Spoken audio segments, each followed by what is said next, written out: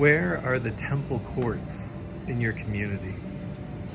One of the foundational principles that we see in the book of Acts chapter 2 as we read about the early church and their attempts at following Jesus faithfully and continuing what he did and taught is that they didn't retreat.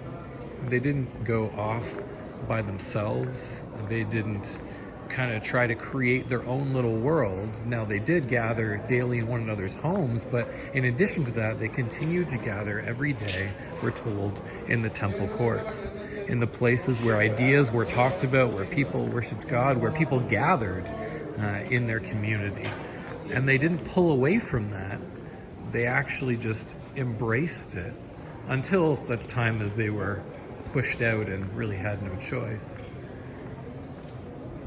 But up until then, they remained a part of their community, and they continued to do that even after they were kicked out of the temple. In the marketplaces where Paul would often go, in the synagogues in different cities, they continued to be where people were.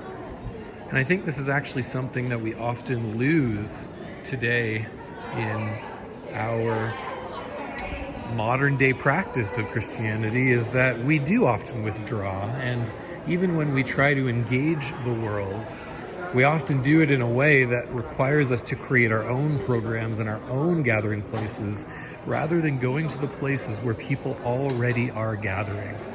And so welcome to my office. Not all of you can afford the flexibility and luxury of just working wherever you want to work, but I have that flexibility, and so this is me. This is where I hang out. This is where I do my work. It's not the only place I do it, but it's the primary place that I do it, because this is one of the large community centers and rec centers in our community.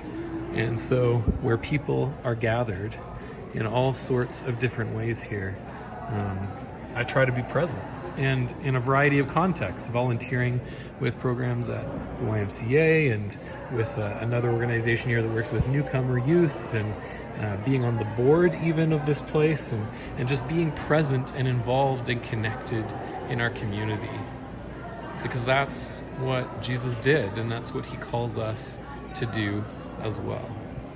And so my challenge to you would be, what are the places that people already gather around you?